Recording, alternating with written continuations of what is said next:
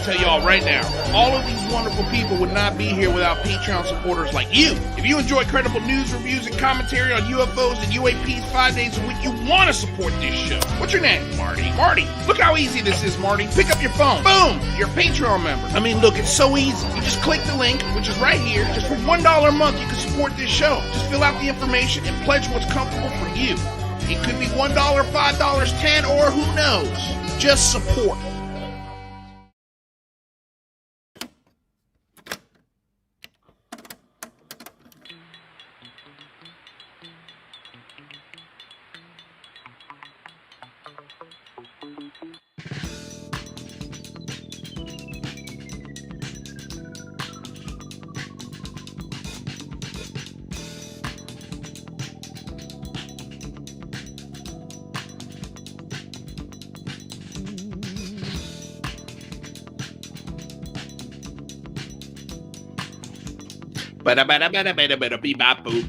What's going on, everybody?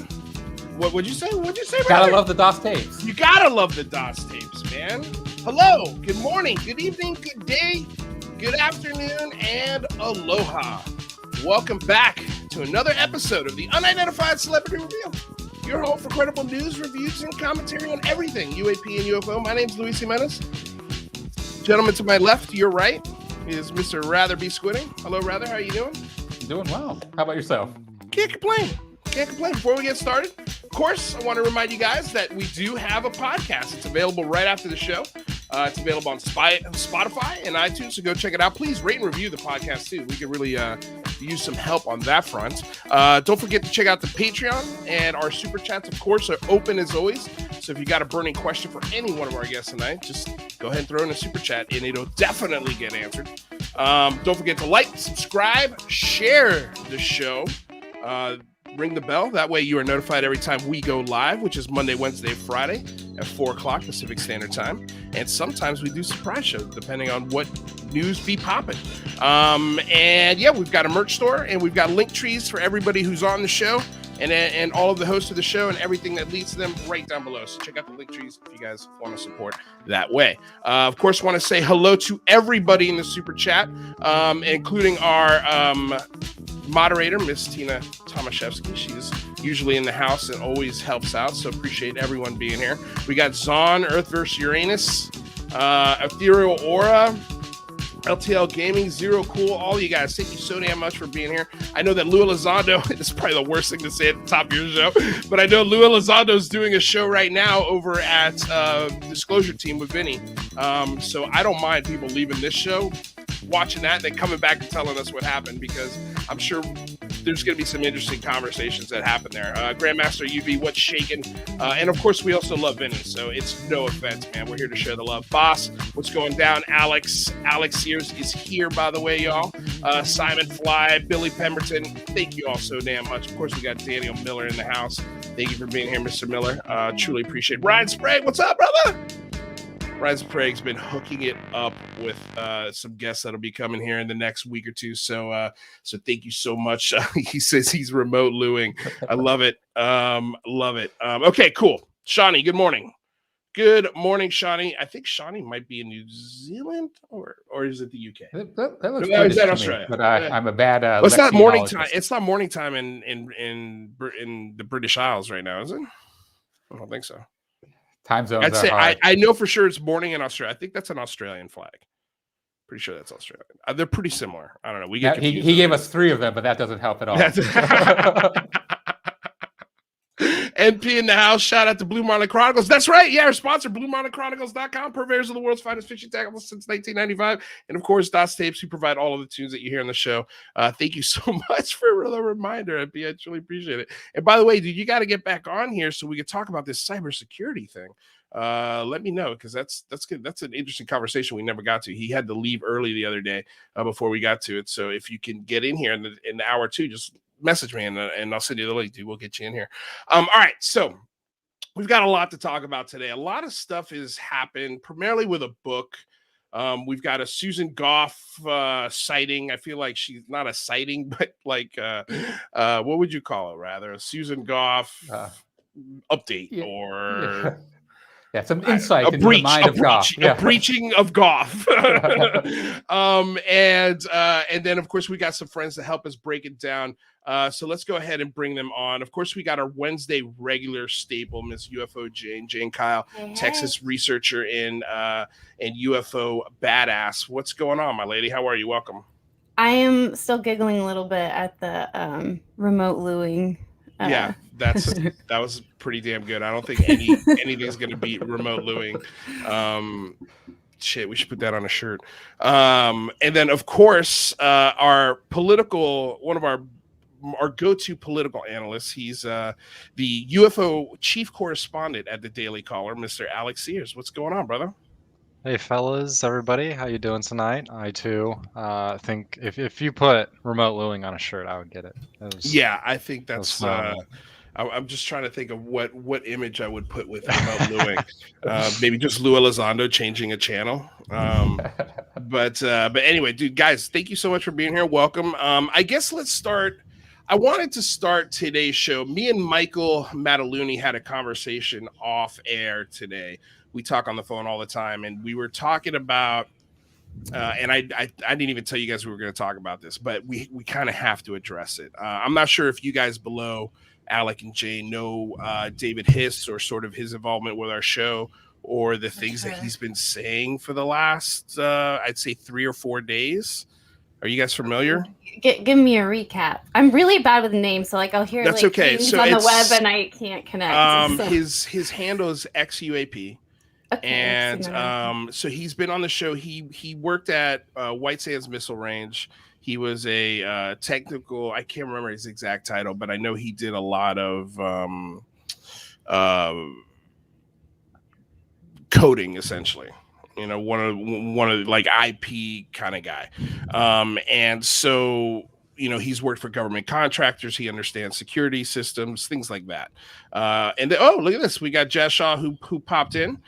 Jazz Shaw with the Salem News. What's going on, my good sir? I'm late because I That's okay. bought a couple of new headsets and some new gear and stupidly was trying to get them hooked up in like the last 12 minutes before the show started and totally failed. That's okay. That's okay. Yeah, no, thanks for being here. I appreciate you making the effort. I can't wait to see what the new equipment looks and sounds like. I'm excited for you. Sweet. Yeah, and he's drinking out of our dolphin mug. Go ahead and show that again. Oh, Jazz. dude. Hey, right there. Yeah, that's awesome. It's been one of those days. I don't even have time to start drinking yet. I'm still doing coffee at this time. You know? Oh, yes. All right. We got a coffee version of Jazz. That's good. All right. Well, let's get started. It's not any better. Trust me. Okay, so I want to just address this. All right. So David Hiss in the last few days has had, I don't want to label it because I don't know what it is, but he's had a lot of very, I'd say, wild claims, rather. Is that fair? Yeah, definitely. Apparently something having to do with CE5 and people who have used the CE5 protocol. You know, they're supposed to be waiting for a message and receiving a message, and it's all peace, love, and light, and that he's in a good mental health state. And it came out of nowhere. I mean, David Hiss is brand new to Twitter. So to say it came out of nowhere is really not accurate, but compared to the David Hiss that we got on this show and the guy who's visited us and talked to us on this show and the conversations that we've had with him and McGowan and Jazz, you even had a conversation with him. I mean, he's not a dumb guy. No, he's not dumb. And he didn't strike us as crazy or mentally ill or any of those things. But as anyone knows, those things can be hidden pretty easily. I think some people are really good at hiding some of those things, but I'm not a clinical psychologist, so I'm not going to put a label on what it is. But the problem is that he was a moderator for our chat here, and I had to remove him as a moderator just because his claims are really wild and they're difficult, if not impossible, to substantiate. So Michael and I got into the conversation. Okay, well, what's the difference between, say, a David Hiss and we just had Melinda Leslie on who drove us through a PowerPoint, and it was very difficult to sort of get our opinions or questions in there because she had so much information to lay on the table. But what's the difference between there's a fine line of elevating people's voices that maybe we shouldn't highlight or elevate, if that makes sense. It's because with this, it kind of gets into a little bit of dangerous territory, because apparently someone on UFO Twitter a couple of years back had a similar sort of, let's call it meltdown. I don't want to call it that, but or lashing out that was just strange and out of nowhere, and then ended up, taking his own life. So I don't know what the line is here. Everybody's really quiet, so I don't know if well, you're touching on some really touchy stuff. It is. It's just like, how do we? I mean, you guys, you and Alec and Jazz and Alec are actual reporters. So when you're dealing with someone, say, who has something similar to a PTSD, and their truth is their truth, and they feel like they are telling their truth, how do you combat that in a way that's sensitive, that acknowledges their feeling, but at the same time still be able to say to them, I'm sorry, I can't either run with this, I don't believe you, maybe is part of it. The story gets, it's just hard for us to fathom. So, I mean, how do you guys deal with that? And then we'll go to Jane, because I know you had something to say there. But I just, from a reporter standpoint, I'm kind of curious how you guys would sort of deal with something like that. Take it away, Alec. Thank you, sir. Well, I mean, from the reporter standpoint, it's actually really unhealthy, because if you're a reporter, you're taught that the story is a story, and the people are just whatever. You don't necessarily care about the person, you care about the story. And so that's not necessarily how you want to approach things like this, where this is someone in the UFO community, this is someone that we've talked to, that people have interacted with. He's not. We care about him, we're genuinely concerned. He's not a story. That's not. He's a person, and he may be going through some things, and and that was also another thing. Sorry, I just wanted to add. Michael was like, "Well, why don't we bring him on the show?" I was like, I just don't know what's happening with him personally, so I would hate to put him on the show if he's not in the right place. Because we don't want to make a show out of mental health issues. But yeah, I'm sorry. Go ahead. No, I'd just say it's always safe to just reach out one-to-one with these kinds of situations. And everybody has family members or close friends that have struggled with either episodes or mental health or depression, PTSD, stuff like that. So it's a sensitive subject. It doesn't matter if this is on Twitter and just spouting off some UFO stuff, or if it's a close friend that's going through something. Yeah, well, Alec's absolutely right. Just the record, are you focusing on the story, or are you focusing on the person? Because people will talk to you, and I don't mean just about UFO stuff or anything like that, and come to you with all sorts of amazing stories, but the job in front of you is to go, okay, here's some data, and this applies across the entire spectrum, right? And what can we do to verify that data?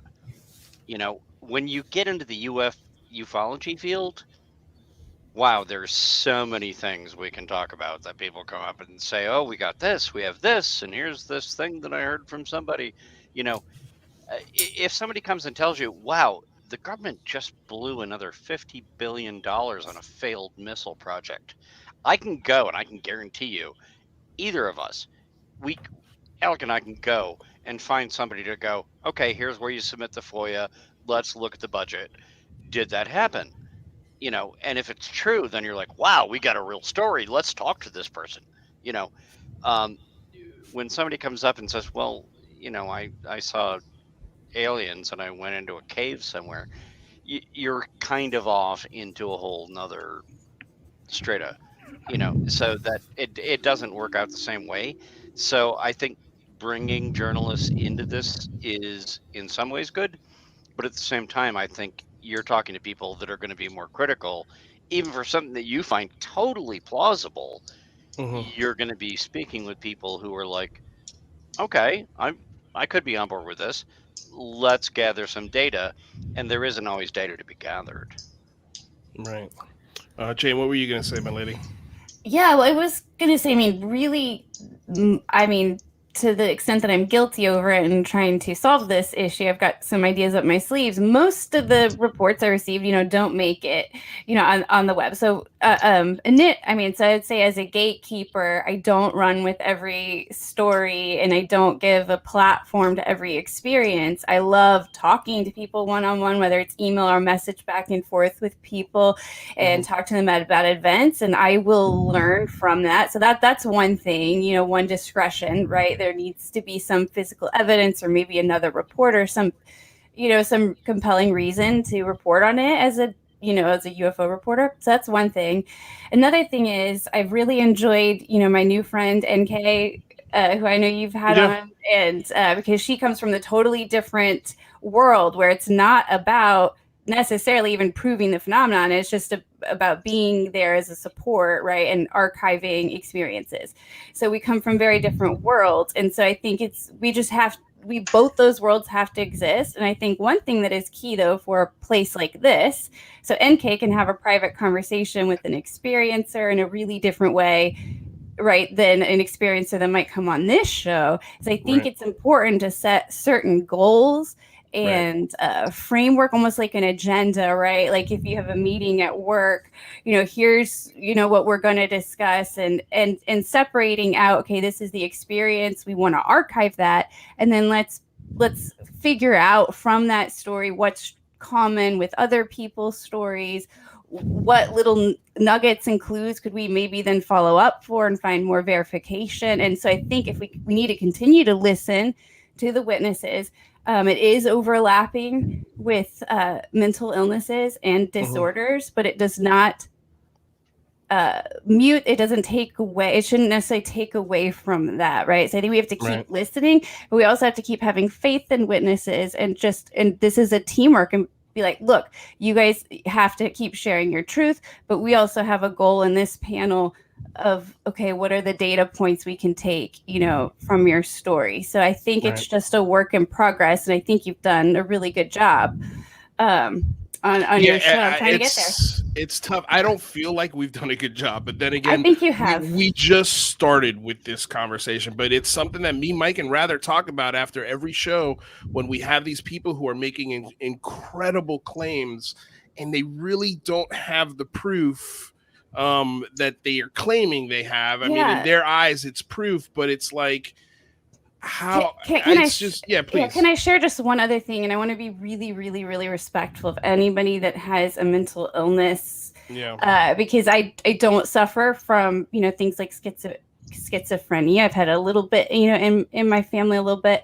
And I've researched a little bit, and there's a YouTuber who she was really interesting. She's schizophrenic, and she talks about how she has in other cultures, right? They look at schizophrenia differently, right? So there's people can have positive experience with the voices that they hear in relationships and have a very different experience. I think also how we are in the Western world, and we don't necessarily include everybody right in the conversation of reality, and we're like, no, what you're experiencing is fake, and we need to medicate it, and that's important, but I think that it will collide with the UFO abduction phenomenon, and it's going to make it really messy and really hard, and you'll probably see the psychiatrists and therapy world start to collide more. And I know I've talked a lot of those.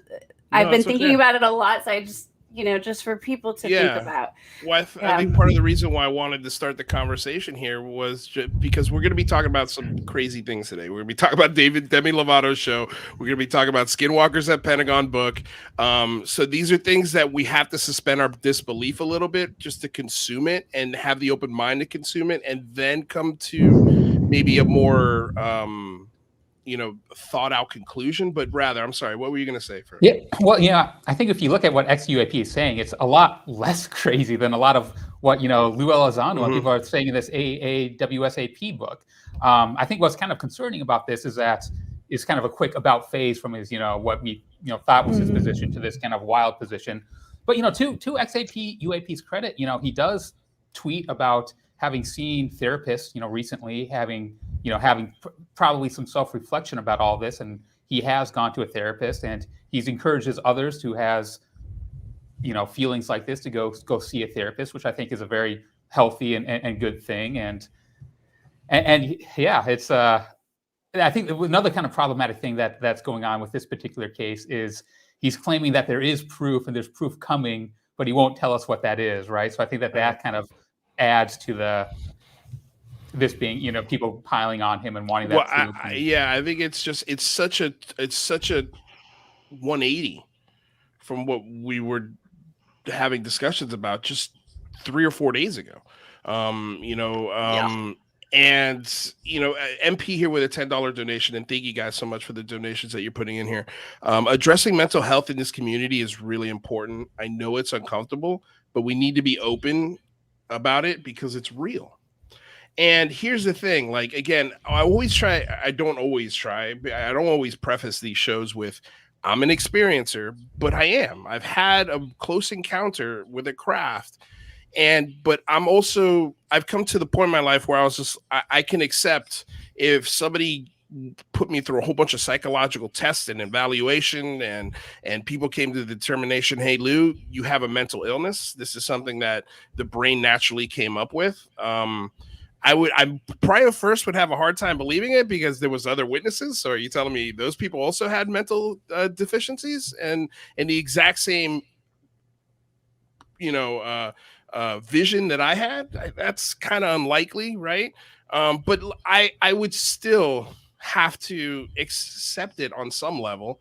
I would at least take their advice and be open to the idea of, hey, maybe this is something that I created in my mind. Maybe this is something, because we have a very little understanding of the human brain and how it works. And we're really starting to figure it out in this 21st century. And it's a very mysterious organ, the brain. So, we've got a long way to go. And I just caution people, try not to have a belief system. And if you do have a belief system, try and question it as best you can and try to challenge it as best you can. We have a lot of love for David Hiss around here, and I've reached out to him privately, and I've explained to him our position as to, why we should maybe just, for now, just give him space and let him distance himself from the show and take time for himself. And if he needs me, I'm here. I'm only a phone call away. I mean, he's got my phone number. It's not a problem, but it's, it's tough to have somebody be as a sort of an ambassador of your show, and have those claims without the proof to back it up. And I just don't, because we got some emails, we've got some people reaching out to me saying, hey, what's going on with your show? Like, are we Coast to Coast AM now? Which is, I don't even take that as an insult. I wish our show was as good as Coast to Coast AM. They're a staple in the community, but I in one sense, I kind of understand what they're saying. Like, we don't want to just take every story and every experience as truth. We want to respectfully listen, but we have to challenge it at every turn. And so I want to just ensure myself and my audience, like, hey, look, we're dealing with this literally as you guys are. We're wading into these waters because I feel it's important, because I feel that this part of the community is underrepresented and not listened to enough. And so I'm going to give them the platform so that we could listen. And however they decide to express that platform or their feelings or their experiences on the show, on this platform, they can do it however they want. But we're going to ask questions. We're going to push, and depending, with Linda, again, she had a PowerPoint presentation. She just wanted to make sure that we got all of those points and all of those things so we could understand what's happening. And I think in retrospect, it was almost like she was digging her own hole a little bit. It was like, it was so much information. It was so fast with so little pushback that it really just sounded far-fetched, and I love her to death, and we're going to have her back on, and I'm going to let her go through the rest of the PowerPoints. I think she should give us the PowerPoint and have us review it rather than being presented well, to. I think that's part, or we just need to slow way the F down. Like we need to slow way down and try and take the information. But again, I don't know what the right answer is, rather. I think those are two good solutions. Maybe those are something we can implement, but there's no right answer here. We're going to have to figure it out as we go. So as an audience, I'm asking you guys to be patient. I think we've shown here that we have a pretty good head on our shoulders. We have a standard that we like to stick to, which is, of course, the standard that is these things real. In the sky, they've been confirmed by radar pilots, our Pentagon, our Navy. There are now laws being written and signed into effect in this next fiscal year based for these things are going to be funded now. So it's no longer, for me anyway, a question of, are these things real? They're real. That's the baseline. That's the truth. What they are, who they are, what their intentions are. That's all speculation. Nobody knows. Nobody. And we're not going to sit here and pretend to tell you, but I also don't want my show to be a platform where people are going to tell you what the truth is. Like, they may have the opportunity to say their truth, but we're either when they're here or when they leave the show, we're going to question the shit out of it, depending on whether or not they let us have that interaction. So anyway, I ate up the first half hour of the show, but I just wanted to, again, just address that and tell everybody that we've got nothing but love for David Hiss. We hope this situation works itself out and that he's back on the show soon enough. But we got to get to the bottom of what he's saying. And I told him straight up, I'm like, listen, if what you say ends up being true, who do you think is going to be the first guy in line asking you for an interview? It's going to be me. So, I'm okay to be wrong on this. If David Hiss is right, awesome. I mean, terrifying, but awesome. So let's get on to the next thing. Eki with a $5 donation. Y'all think the public thought Nicholas Copernicus was crazy or wildling. Interesting thought experiment. Why would today be different? Anybody have thoughts on that? Well, Copernicus, this is the whole Earth is round, right? Like there is evidence that you can show. You can tell the layperson the ship is going off over the horizon and gets deeper. There's simple things that we can all do to verify that. There's not the same experiments here, unfortunately. But do we really think that we would have been verifying that during Copernicus's time and been like, you're right, the Earth is round? I think that's kind of the question is like, what are we missing today? We probably are missing things today. And it probably, I don't know what it is, but it probably is something as crazy, as what David Hiss was saying. So I think that is like, and we very well might find the evidence, in so many years, but until we're evolved enough, I guess, to see it. I mean, you have to be true to yourself and your audience, and that you're bringing forth a witness that you think is credible. If you don't understand the evidence or see it, then that's on your possible head. What David's saying, and he's right. And we just have to trust, eventually we'll catch up, hopefully. Right. And this is very vulnerable of MP, and I appreciate this $5 donation and sort of thing he's saying. He's like, I've had encounters with craft and mental health issues at separate points in my life. There is a line somewhere, and I think that's a fantastic point. Like, why are you not allowed to have mental issues and also a legitimate sighting? I mean, Jazz, you've had a legitimate sighting. You busted through your door. You broke a damn door trying to film it. Like, have you ever? I know you're a tough sailor, old school kind of guy, but are you vulnerable to admit that you've had a mental breakdown in your life? And you can have my wife on the show at some time anytime you want to know. I'm not making a joke. I know I joke a lot. I've actually sought help. Okay. For mental health issues. I'm not making a joke. Yeah. My wife is aware of this. She has worked through it with me. Yeah. I've had real challenges in my early years. So no, I'm not taking anybody's challenges like that lightly, I should say. And yes, I've had just in the last year.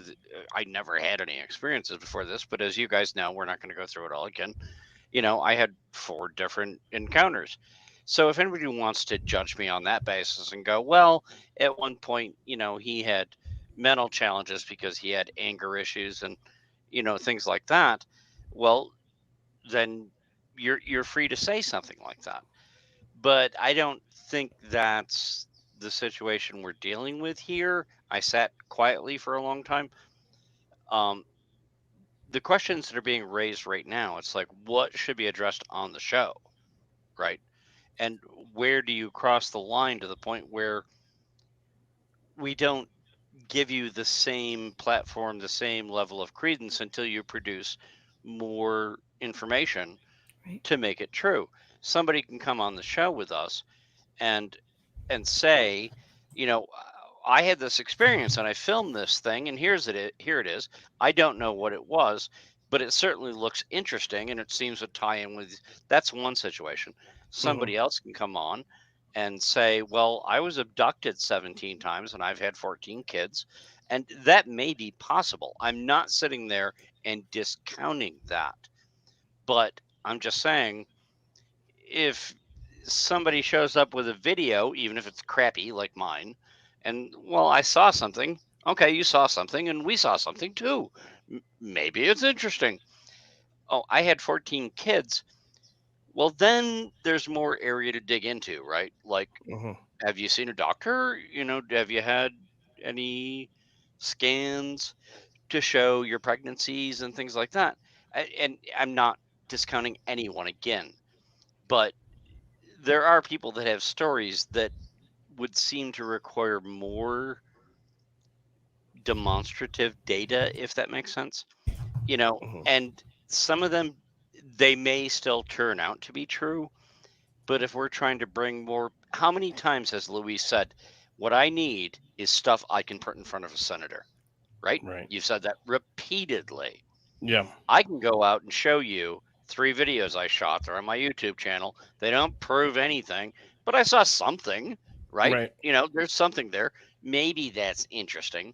If you want to come up and say, I've had 14 alien babies, to put that in front of a senator, I'm going to extreme opposites. I hope everybody understands that. I'm not insulting anyone's personal experiences for the experiencers, but you could go to an OBGYN and go, women that have been pregnant 14 times have certain telltale things that could be found by an OBGYN. Do you have anything like that? So I think there is a standard that can be applied to say, before we go and we're going to run with this, let's evaluate how much data can you provide? How good is the data? That's all I'm saying. Does that make any sense? It's like there should be a fair standard for people to have a platform, but also don't lock this platform into, we're immediately going to believe everything and take this in charge to the wall, unless you can bring forward some stuff. I think the data is aggregate. So you do have data. Okay. One single experiencer's testimony, is one thing, right? But you do have data, right? And there's this many experiencers, X% say they have 14 alien babies, X% had an actual UFO evidence, along with their experience. And so I think that's why we have to keep listening and find a way to make peace with all of this, because we do need that data, and it could be the best data, right? Because these could be the actual firsthand contactees. So I think it's a statistical thing we need to get at, and that just comes from shared databases. And again, just more conversations like this, and talking to Melinda Leslie, sorry if I said her name wrong, but no, that's her name. Alex Milius with a $2 donation. Thank you so much. This is why you stay away from stories and stick to more data. I mean, people are the community is really sort of split down the middle on this, and I can see why. And I'm trying to take the divider out of the middle of everybody and saying we can have both of these conversations at the same time. We just have to be careful that we don't believe any of it. We question all of it, no matter what the data is. What do you got, Rather? Well, yeah, I mean, mental health is something that, it should be way less stigmatized, right? So like, if you say someone has mental health issues, that shouldn't be, a negative thing on them. And broader to that, we barely understand consciousness or what causes mental health issues. So if we're talking about, there might be a consciousness link between all this, who are we to completely dismiss something because, of a mental illness or something? I think it's worth hearing too, but like Jazz says, it's good to get down to the evidence if we really want to believe something. Yeah, it's a hard topic. This is a cool $5 statement from G West, and I'm kind of with him on this one. I've had 2 legit sightings, which is the only thing that pulls me back into this. I like hearing the woo stuff for fun, but most days it's frustrating. Yeah. I mean, you say yeah, Jazz, and by the way, Jazz, thank you so much for being vulnerable with us and sharing that story. I didn't mean to laugh at first, but yeah, you do sometimes make jokes, but I appreciate you sharing. I totally get it. I'm not offended because that's my personality. I make jokes, but that part was entirely true, and I totally agree with that last comment. But I do think if you're building a platform, you and Michael and Rather, you're building a platform that is drawing bigger and bigger names. You don't even need me anymore. You're just doing stuff all the time. But I do think you have to.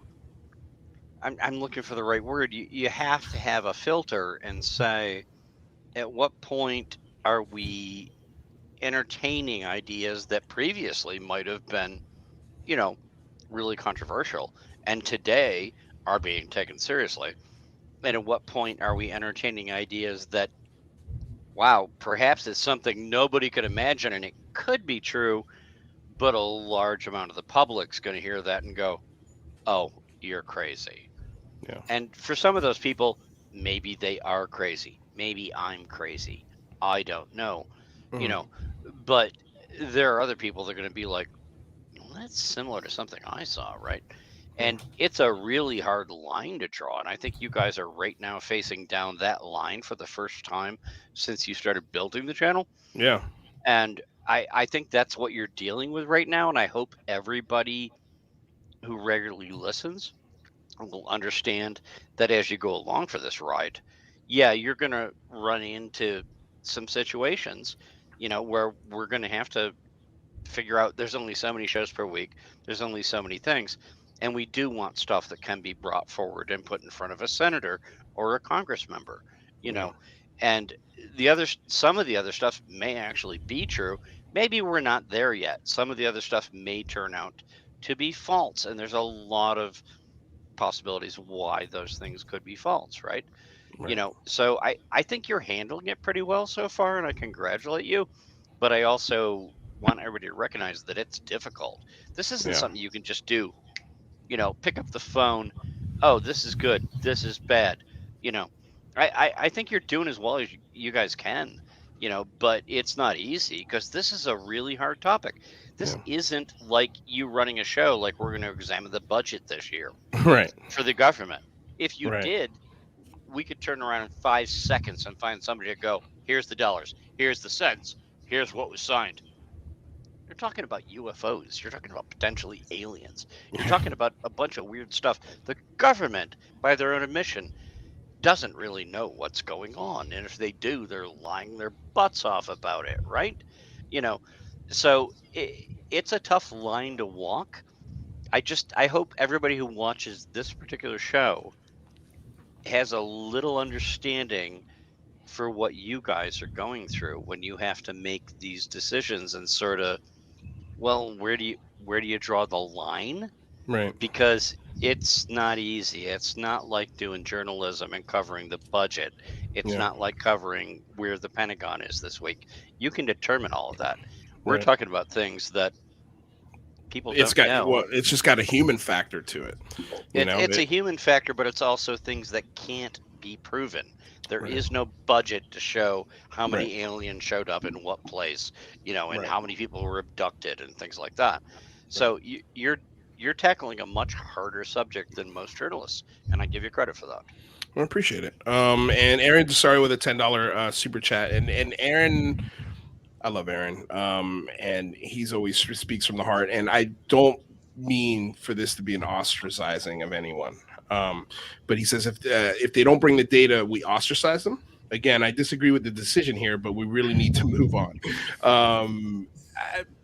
Sure, you know, I understand what you're saying, and again, this is not an ostracizing thing, but we have to have this conversation, because anytime this happens, you know, ostracizing them would be making fun of them. Ostracizing them would be calling them liars. Ostracizing them would be saying they're wrong and nobody should listen to them.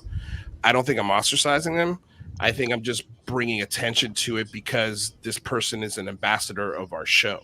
He was on our show first. He was you know, again, a moderator for my channel. And when people start asking me, I have to address it. I didn't want to have this conversation, but me and Michael talked about it for a half hour, again, off air. I mean, it's something. It's not an easy conversation, and I don't mean to turn you off, Aaron. I got nothing but love for you, but I think when we all see something that feels like mental illness, I think the first thing we should do is talk about it, or not talk about it. First, we should reach out and try to see if there's anything we could do to help, but also address it, like not hide it. You know, like again, like what Rather said, a mental health issue shouldn't be demonized or put a stigma, or brushed under the rug. Or brushed under the rug. Like, it should be dealt with. That's how you deal with these things. And we all have, in one way or another, because of this topic, a little bit of PTSD, and we all need to talk about it openly. And this is why we're here. This is why these forums exist, you know. But I love you, Aaron Desario. Thank you so much for the honesty. I truly appreciate it. Perhaps, yes, with a $5 donation, stories provide the grid on which the plot, the data, both are equally important. And then I see there's another. Thank you so much. Perhaps, yes, for that donation. And then we have one more. Hey Lou, on that one donation that was just up, one person I caught in the comments scrolling through had said that this whole thing, just ufology in general, really started based off of stories, right? And you know, that kind of rolled around in my head for a little bit there. So I think that was a really, really good point, and like, I guess we're lucky enough at this point to be able to move on to the data, but maybe we remember our roots. Yeah. Well, yeah. The new book that came out is pretty much saying that pretty much all this modern UFO era is traced back to the Hunt for the Skinwalker Ranch book by George Knapp, which has some wild claims in it, right? Yeah. And I mean, and also just to double down on what Alex is saying, I mean, every story ever told can be traced back to a cave painting, can be traced back to a story that has been handed down. So, you know, stories are powerful. Stories, I mean, I can tell you this, in a million years, if we're still around, Superman will still be a thing. His mythology is so strong that in a million years, Superman will still be part of the ethos when it comes to humanity, because it's such a big part of it. And is that because there's truth to it, though? Right. Well, I mean, I'm just saying stories resonate with humans. Right. But is it easier to cover up UFO evidence, right, than it is to shut up the stories, shut up the rumors, shut up the witnesses, right? Like we don't know, we can't go back, you know, thousands of years, but we do have, you know, some language to decipher to this day that provides bigger clues to us than some of what geologists, right, or archaeologists could do for a while. Yeah. So, yeah, I mean, would we be here today? I've been thinking about this lately. Would we be here today if it wasn't for all the stories that were told around Roswell? Right. It sounds like we probably would. I mean, you're talking about Hunt for Skinwalker. I mean, would we be here today? There, you know, yeah. Would we be here today without the Bob Lazar story? Right. You know, like their stories are stories. Look at Jazz. No, by the way, I need a short break right now. I came on to talk about the Demi Lovato thing. Yeah. I just want to let everybody know, because I'm not trying to be insulting to the audience. Yeah. Today is literally my 25th wedding anniversary. What? And I have dropped out of the entire participation of this to do this show. and Okay. I can't do 2 hours tonight. No problem. So, I mean, if We're we're gonna going to get your move on to tape. something else kind of Yeah. shortly, then I got a little more time.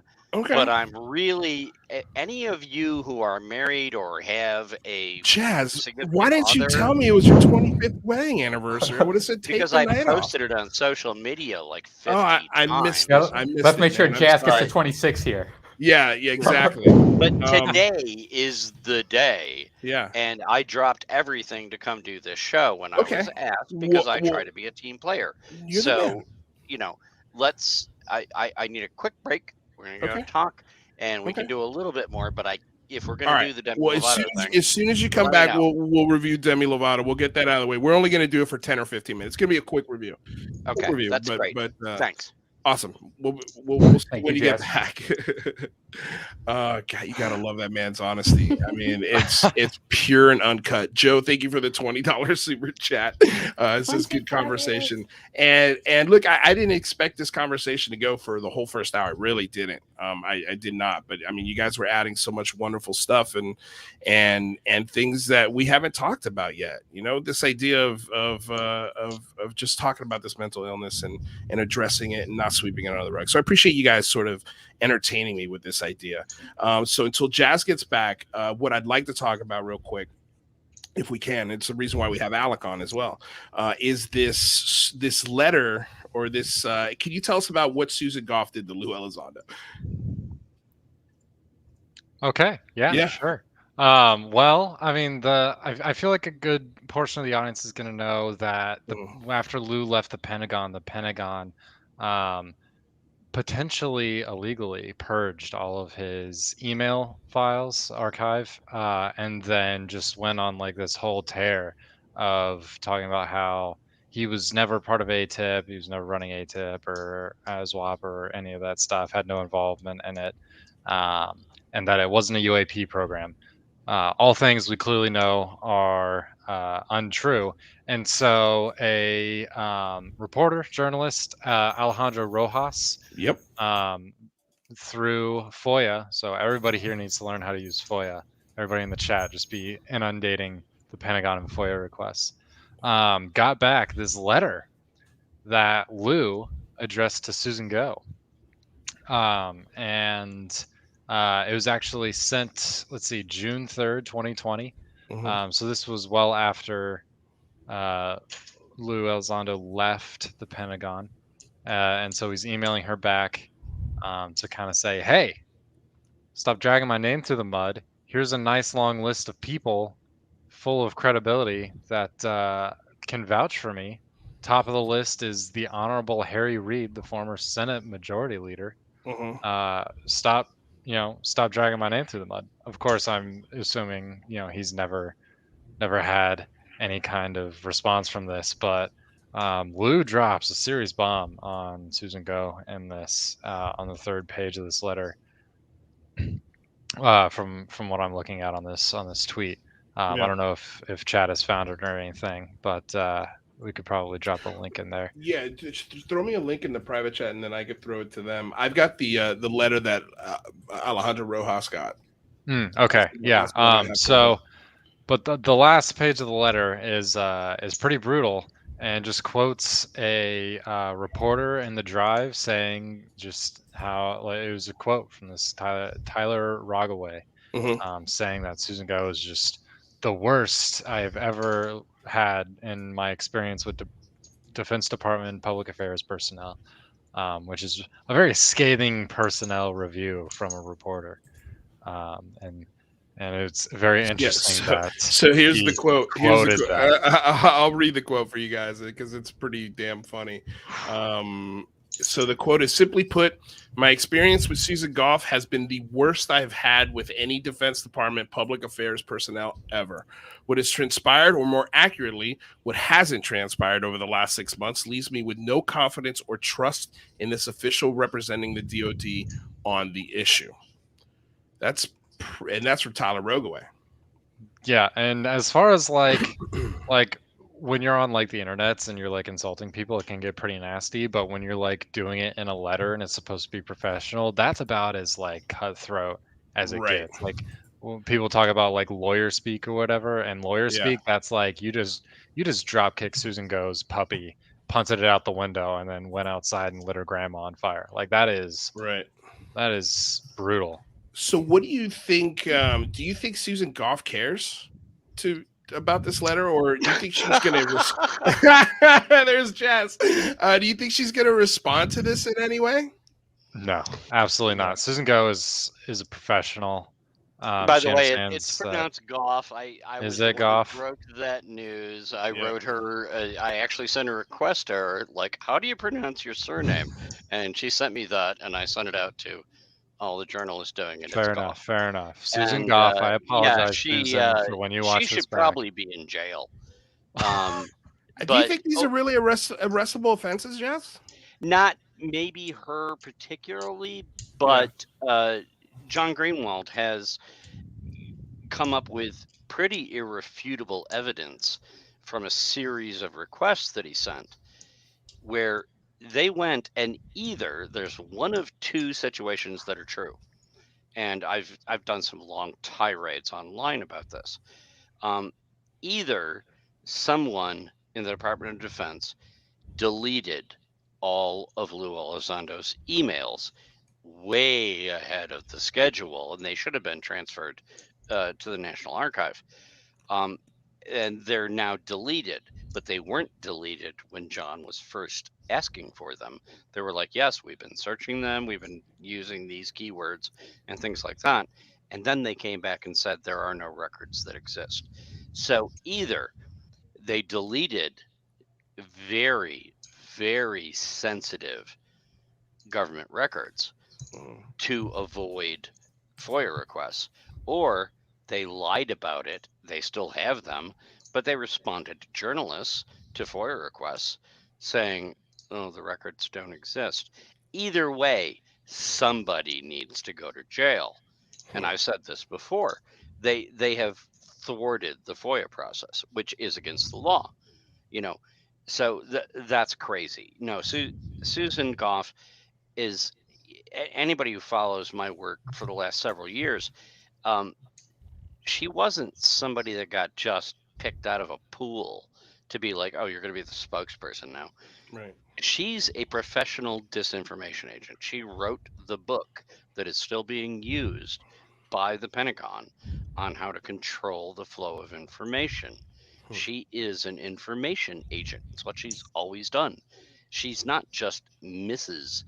Susan Gough. She's Lieutenant Commander Susan Gough, who retired and was brought back and put into this position to control the flow of information. I'm not talking some crazy conspiracy theory. This is entirely established and documented. And go look at the Black Vault. I mean, every bit of it is there, her entire career. So go look.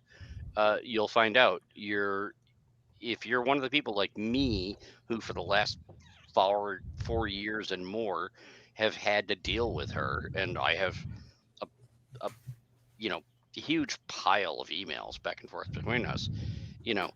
She's the only person you're allowed to talk to, and she decides what questions she will answer, which ones she won't, and what she will answer. And it has been a frustrating and, in my opinion, in many cases, probably illegal response. Wow. Real quick, G West with a $5 donation. Thank you guys so much. When I die, I hope to meet the real person, St. Nicholas, and congratulate him on his story about absolutely blowing up, become an icon. Pat Calabria with a $5 donation. I saw what I saw. If they don't like what I tell them, oh well. I still go on with my life and tune into your show. I totally appreciate it. Thank you so damn much. I'm gonna read this last statement, and this is what Lue Elizondo followed up with that quote from Tyler Rogaway, and he wrote, having paid a deep personal, emotional, professional price for your mistakes and inaction over the last year, I confess I share Tyler's feelings and frustration. Nevertheless, I'm willing to make a final effort to work with you to correct the record in hopes of sparing the department any additional unnecessary embarrassment. I hope you will reach out to those above and do so promptly so this matter can be put to rest. Feel free to contact me anytime if I can be of assistance. Sincerely, Luis Elizondo. That's pretty. I mean, when you put it, like Alex says, when you put it in a letter, that is as official and as scathing as you can get. I think that's even more of a public lashing than, say, doing it on Twitter or something like that. Fair to say? Yes. Yeah. Can Susan kind of play like? Can she appeal to ignorance? Is like the information so compartmentalized that maybe she doesn't really have a conscience about it? Like is she really calling the shots? Like she's a spokesperson for the Pentagon. So I wonder if it's kind of like, tell the Pentagon I'm saying this, right? Is some of the anger directed directly at the Pentagon? Is Lue aware that she's... I wonder what she can say. Like, well, there is a limit to what she can say, because there's classified things, but there's also Definitely. what they want to protect. However, she's not Susan Gough. Apologies. Is not the spokeswoman for the Department of Defense. She's not the press secretary for the Department of Defense. She's under that, specifically assigned to the UAP task force, UAP issue, among a handful of other things, I'm assuming. So That's she correct. was, as Jazz said, specifically put into this position strategically as the in-between between the UAP task force and any information that comes out of that and the reporters and everybody else. Now, I understand Jazz has a certain amount of dislike for Mrs. Gough. Lieutenant Commander. I'm still trying to maintain some kind of relationship there. I can get information. Hey, dude, I have too. I don't just know. talked to her this week. Jazz talks to her a lot. Yeah. We get conversations with her. You just Okay. don't get any information. It's. I don't dislike her. I think she's following orders. She's doing the job she was assigned to do. I was in the military. She's got stuff she has to protect. But, somebody has been doing something very bad over there. I'm not saying it was her, but John Greenwald, as I already mentioned, has gotten confirmation through the department, through Susan Gough, through some other people, that the emails of Lue Elizondo disappeared. mm-hmm. And they disappeared not in accordance with the official records retention or deletion schedules that would apply to those things. And every time you send her a question about that, there's no answer. Lue Elizondo's never gotten an answer. I've never gotten an answer. Not that I'm anybody, but a lot of people have asked that question. And there's no answer given. You don't get no, we didn't do that. You just don't get an answer. Somebody either deleted Lue Elizondo's emails or they lied about it to thwart the FOIA process. Either way, whoever did that needs to be in jail. That's just my take. So. Yeah. Wow. All right. Well, okay. So we've hit the top of the hour, and I want to get into this this Demi Lovato show. Alec, I know you haven't seen a lick of it, but I appreciate you being here for the first hour and lending in your wisdom and expertise on this letter. I will say, just to as a last thought on it, it's kind of insubordinate that somebody like Lue Elizondo would send a letter like this, which is very detailed, very professional, and not get a response to it. That's kind of dirty. And I'll let you leave your last thoughts on that, and then and please tell everyone where they can find your work. Yeah, that's a little rude. My last thought on the letter is, in the nice list of people that Lue has provided Susan Gough of who can, confirm. Yeah. One of those people whose names is blanked out is the lead ATIP contractor.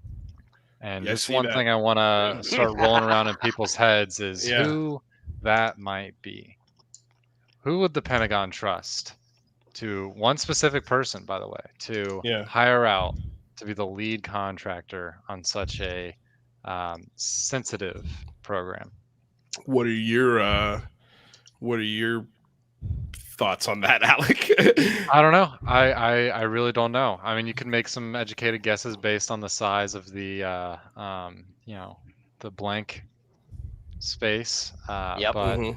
I don't know. I don't think that I am in any kind of position to be well connected enough to know the specific name of someone who would be the lead contractor of ATIP. Alec and I are on the same page.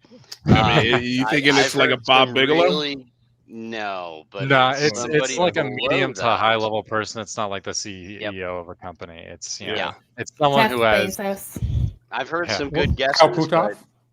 we should nobody up that high. Oh wow. Okay. No one with any kind of notoriety. This But is there are some somebody good that is guesses like out there. maybe a it's all handful still of being like debated. papers published on experimental, weapons systems, but that's Jazz, can you share any of some of those guesses that you Nope. had?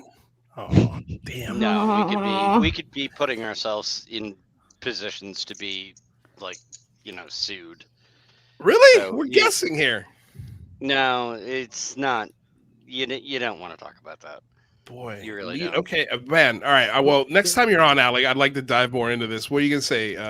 Well, I think this recent book probably fills in a lot of those details. I'm only a quarter way through, but it really, specifies, who was involved in the AAWSAP versus ATIP, and I think there's still a lot of confusion there. And it, talks about who's involved, like who was running it, and all that stuff, and a lot of names that I wasn't familiar with in that book. I recommended to people. So if you had to take a guess, rather, what would you put in there? I mean, I think it would probably be Eric Davis or Hal Puthoff. Interesting. Maybe, but Interesting. All right. Alec Sears, Chief UFO correspondent for the Daily Caller. Sir, before you get out of here, please tell everyone where they can find you. Yeah, as always, thanks for having me, folks. Good conversation, important conversation. You can just find me on Twitter at Alec Sears. You can see it right there. There you go. And talk to y'all later. All right, dude. Thanks for stopping by. We'll see you soon. thanks, Take Alec. care. Peace. All right, Jazz Shaw, let's get into this. We're only going to spend like 10 minutes on this, and then we're going to let you get to your anniversary, which, by the way, happy anniversary. That's awesome. 25 years. Thanks. Yeah. My wife just flipped me the bird a little while ago and walked out the door, so we probably have some time.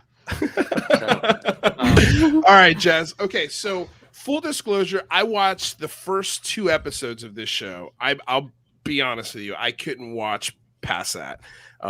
It just didn't grab my interest as much as I'd hoped. I can only give you a review off the first 2 episodes, but I just wanted to start there. I know that Rather is sort of in the same boat. I'm not sure how many you've seen, Jane, but Jazz, I binged it today. You binged it. You killed the whole thing. And Jazz, how far did you get through it? Oh, I binged the entire thing 2 days after it came out. Yes. Okay, great. So we're gonna lean on you two guys really for a lot of this because I couldn't do it, and maybe that's sort of my opinion right there at the top. And I'm sorry for ruining my review right off the bat, but let's start with you, Jane. What did you think of this show? Well, I was saying we could get Jazz's take first. Okay. No. Yeah, let's have Jane go first. Oh, well, I mean, did we really think Demi Lovato was going to get to the bottom of the truth? So, I mean, I went into it. Oh, really? Well, I went into it with eyes wide open. I think this is going to be an intro to the phenomenon. I actually thought it was really fun. I just wanted to go hang out with them is kind of the feeling I had watching I just wanted to go UFO hunt with them because, my friends UFO pros were in the first episode. So that's kind of how I feel. So I had a really different experience with it. We can talk about it. Maybe I liked there was some cool stuff they brought up. I thought the sounds, the unidentified sounds. There was a show where they went over that, and that was a new world, I guess, of ufology, USOs that I ended up going down a rabbit hole afterwards. So there were some really good conversations connecting to UFOs, to ghosts. So there's a lot of intro, and it was, I mean, let's just hear what Jazz has to say. I mean, I don't think it was a show for UFO Twitter, right? I definitely got the same sense, like, oh, this would be cool to go hang out with them, like maybe it could be fun. But it it wasn't fun enough to entertain me to sit. Like I immediately canceled my app. Like as soon as I was done, I was like, all right, I'm good with this. But Jazz, I was into it. What do you got to say, Jazz? I didn't really know who Demi Lovato was initially. I had to ask my wife. She's very big into the celebrity thing. She loves like Dancing with the Stars, and she sort of knew who Demi Lovato was. I thought the first episode was the best of the 4. It was interesting. I thought they did a good job setting the table. You know, like here's the questions we want to answer. You know, I thought that was sort of okay. Demi Lovato was picked as to be the host when there were so many people out there that know so much about the UFO topic who could have been the host for this show. I think I was a little disappointed. I had a couple of guys that were on my list. I was like, wow, we could have got Ryan Sprague. You know, we could have got Micah Hanks. If they wanted to have a hot girl, I actually already wrote a piece. If you go out on Twitter and look, and I suggested if you wanted a hot girl who actually knows about UFOs, you should have got UFO Jane. And I actually wrote that long before this. It's like Jane could have been the host of this show, you know, and really brought a lot more knowledge to the table. But what we got was Demi Lovato. You know, she had some good videos in the first episode. They weren't like what I experienced with my own visual experiences of phenomena, but she did have some good, you know, kind of weird moving lights that a lot of people get, you know, assuming they weren't edited, you know, and she claims to have this really weird experience out of Joshua Tree, and she goes into that, you know, so I guess, you know, that puts her in a position where if you're already a celebrity, then maybe you can go talk about it. So I'm going to stop talking now and throw it back so you can ask more questions. But I wasn't terribly impressed initially with the choice of Demi Lovato and what she was bringing to the show. But they were at least addressing questions that a lot of us have. And she claims to be an experiencer, you know, and has been apparently abducted. Maybe she's not sure about that, you know, and had communications with beings and things like that. And so she was at least bringing that to the table. Have I done a good enough job of trying to say, I'm trying to be nice to you? Come on, you know, just put the show on. That's what I had initially. I think you make some good points there, Jazz. I mean, a Ryan Sprague and UFO Jane would have been amazing. And I think maybe they do add a little bit more to the conversation than, say, Demi Lovato. The biggest difference, though, is that Demi Lovato has 200 million followers, 250 million. So she's bringing in... Here's the thing. Yeah, that's what I do like about it, is that maybe she does bring in a whole new set of eyeballs that have never looked at this, that maybe get spurred by curiosity. Who knows? Maybe they find UAPX, the Galileo Project, of course, the institutions that we scientifically love and back with all of our being, you know, but maybe they find other parts of this discussion that maybe we don't totally agree with, but I mean, it's more people. And I think that's a good thing. What do you got, Rather? Well, yeah, I mean, I think Demi Lovato was a great choice for this because, you know, they were like an open slate, right? They weren't an expert, and they were kind of getting the experts along to kind of bring her along and up to speed with it. I think, you know, Jane and Ryan Sprague would have been great experts to come in and kind of help them understand the topic. I was a little bit disappointed in the people they brought in. I thought some of them were like the ghost hunters, for example, and the Theremin experiments. Like, I don't know if I really trusted them, that they were, you know, I thought that maybe they were trying to deceive Demi Lovato, and that was kind of my problem with it. But yeah, I thought it was an entertaining show for sure. Okay, well, There's our Demi Lovato review. Let's score it. Let's score it because I want to get Jazz out of here. I want him to go make sure that his wife is happy on his anniversary. Kelly Lee Dodge here with a $13.99 donation. Thank you so damn much. Lou, book me. LOL. I have a lot to tell you. We'll get you on here, girl. Don't worry about it. I know you're helping Mike on Singularity Lab. So yeah, we'll get you in here for a conversation. I think that'll be a lot of fun. So because we like to give things science scores and entertainment scores. So I think we'll stick with that formula because it seems to work pretty well. What, Jazz? No, go ahead. I'm really trying to be nice I to know, her. I know you, and you're doing a great job, by the way. You're doing really, really good. Look at his little cherub face right now. I feel like you're almost pouting because you can't give us your real opinion. I don't want to. I really don't want to. All right, so don't. We're just gonna give it scores. You don't have to elaborate. All right, so 1 through 10. Well, look, what a. I think you're gonna cry. I know. I feel bad. No, I sat there because Luis gave me a job. Go watch the show. I immediately went and subscribed, download, and I binge watched the whole thing. I have pages of notes about the show.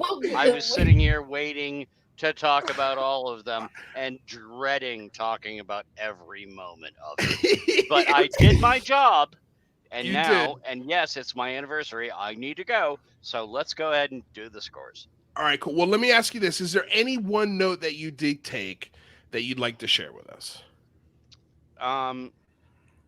Okay, I'll just look really quickly. Oh, episode 3, mermaids. Everybody was on board with mermaids, and I'm the dolphin emperor. Okay, everybody remember I did think of you in that episode. Immediately, I was like, the upsweep is whales, dolphins. It's not though. It's sounds probably from the volcanic skies. activity. Demi gets this weird seasickness and can't even walk into the water because something's frightening her. Everybody else is out there like, well, we're going to go and we're going to look and see, if there's UFOs or aliens or something. And the waves come up a little bit. And Demi Lovato has spent 20 minutes getting her makeup right and putting on her gear to go, not diving, snorkeling. And the waves were too high, and she turned around and walked out on the beach. And I was like, you know what? The dolphins are kind of laughing at you right now. So you wanted one pick? That was my one pick. I love it. All right, so let's get your score. We'll start with you, Jazz. So on a scale of 1 to 10, how did you find the science of this show?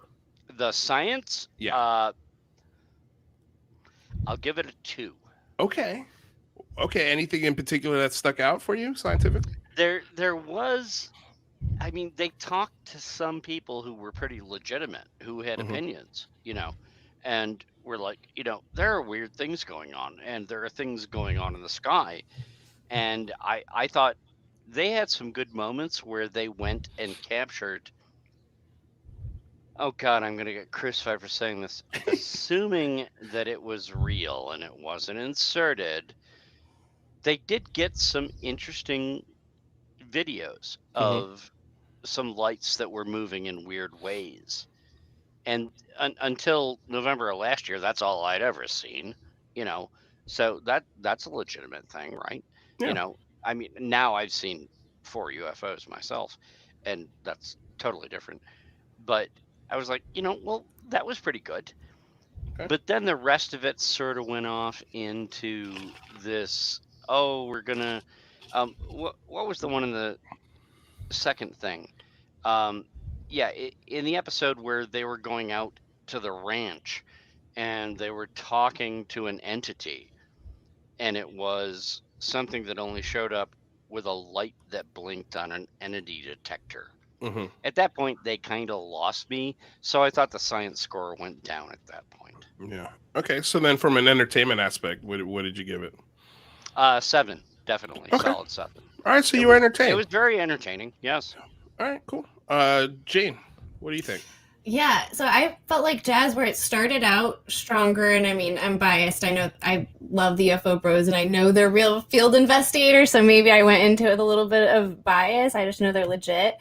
It started off a little strong, and then it did kind of fall apart and started. There was mermaids, and then they had the mermaids. They had Elizabeth April. They had Elizabeth April on for the last episode. Who I've followed her. I think she even followed me for a second. So I've known of her for a long time. But she's as out there, right, as you get. This is like everything is just channeling. So it got progressively kind of out there, so that like took the science down like way low. I mean, I think 2 is probably about right, or 3. But I will say there were like the upsweep. I was interested in the unidentified sounds, and I'm going to be looking into them more. I don't think that's whales. From the research I was doing, looks like it's more tied to, these weird sounds are more tied to volcanic activity and ice falling but it is mysterious, and there's other sounds that sound even crazier than the upsweep that are unidentified. So I do think that's a really interesting area for USOs. One, it actually even sounds like a ship to me. So that's like, people should look up the Forest Grove sound too. That's another. So the hum is something I've covered too here. So I think there was some fun stuff. That said, and as far as entertainment, I mean, I think it did exactly. But what did you give the science score though? 3, about 2. You said 2 or 3. 3, just for some of the. I like the sound stuff. That was all right. intriguing. And the remote viewing stuff was fun. I think that was fun. They had a remote viewing episode. And then as far as entertainment, it did exactly what it was supposed to do, in my opinion. So I'd give it a really strong, solid 8. It was, but I mean, and even like the real dramatic stuff. I have 14 alien children, and then the music, and then the reactions. I mean, it's super entertaining. All right, it's great. Demi, by the way, went through, for those who haven't seen the show, in case you want to go watch it, she went through what was alleged to be a hypnotic regression. Right. Okay. Now, for full disclosure, I've tried to get hypnotized twice. One was for a smoking cessation thing, and one was just a general anxiety thing. I have known for a very long time, and I'm in my 60s, for everybody who doesn't want to guess, from my appearance, that it's impossible to hypnotize me. I can't be hypnotized. I can't shut off my internal monologue. There's no surprise there for me. I've never been able to meditate for any period of time. I can't shut off my internal voice. But I don't say that hypnosis is fake. My wife, we've been together for longer than I think almost everyone here on the panel has been alive. She's been hypnotized. She was abused by a hypnotist. So she believes hypnosis is real, and I believe her, So we have that going. But when I think about this whole hypnosis story that's being told, I watched Demi supposedly undergoing the hypnosis thing, the hypnotic regression thing. Actually hypnotizing somebody under the best of circumstances, somebody who can be hypnotized, is really hard. You really got to have focus. When I watched, there's cameras, there's lights, there's somebody sitting there and interrupting someone while they're speaking, while they're supposedly being hypnotized, and now I'm talking to the aliens. I'm sorry, maybe Jane's going to disagree. I didn't buy it. I know. I had the same feeling. I just thought it was fake, and I was like, you know what? You're somebody who's trying to pretend to be hypnotized, and I know real actors like Luis could have pulled that off better, and I thought she was somebody pretending to be hypnotized and didn't have the chops to do it. Just my take. No, so I had the same feeling. I had the same feeling, but then times I felt like she was very sincere, and I felt like her sister and her friend were really sincere. So I didn't get that feeling most of the show, but yes, during the hypnosis session, I feel the same way. Part of me is wondering if it was if she was even lying to herself, because just didn't want to come up empty. And you know how when you let your brain wander, and that's also criticism, right, of hypnosis, is that people can think that they're being hypnotized and they're not. So that was the other possibility, is she just didn't want to come up empty-handed, and there's a lot of people looking at you. Jane, you watched it like I did. Did you think that there was anything at the end of watching the show that they brought any new information forward into the discussion that we didn't already all know? The sounds was new to me, because I haven't really looked into that. So there was I don't know her name. It was a female researcher. I was curious to learn more about what she's done related to USOs and the sounds. So that was new to me. Otherwise, yes, I think it was just this was an intro where they covered pretty much all aspects of the phenomenon, and they just broke it up into different aspects. They covered the remote viewing and astral projection. They covered abduction. They covered the nuts and bolts military tic-tac. Nick Pope gave a presentation just going over as if, he was at an alien conference. So that's what I mean. I don't know that I'd recommend. I mean, it's fun to watch a UFO show, so you may enjoy it like me. Yeah, so you may enjoy it like me too.